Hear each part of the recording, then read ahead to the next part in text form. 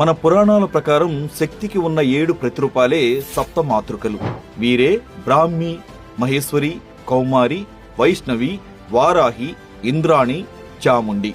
కొన్ని నమ్మకాల ప్రకారం 8వ మాతృకగా నారసింహిని, 9వ మాతృకగా వినాయకుని ఆరాధించడం జరుగుతుంది. దుష్ట శిక్షణ చేసి భక్తులను రక్షించేందుకు ఈ సప్త మాతృకలు ఎల్లప్పుడూ సిద్ధంగా ఉంటారని భక్తులు విశ్వసిస్తారు.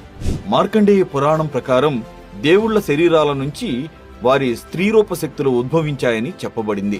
దాని ప్రకారం శివుని నుంచి శివాని, విష్ణువు నుంచి వైష్ణవి, బ్రహ్మ నుంచి బ్రాహ్మణి, వరాహస్వామి నుంచి వారాహి అమ్మవారు ఉద్భవించారు. పూర్వం హిరణ్యాక్షుకుడనే రాక్షసుడు భూదేవిని అపహరించి సముద్రంలోకి తీసుకువెళ్లినప్పుడు శ్రీ మహావిష్ణువు వరాహ రూపంలో అవతరించి అతన్ని సంహరించి భూదేవిని రక్షిస్తాడు. వరాహస్వామి మీద ప్రేమతో అప్పుడు అమ్మవారు వారాహి రూపం తీసుకుందని, అందువల్ల వరాహస్వామి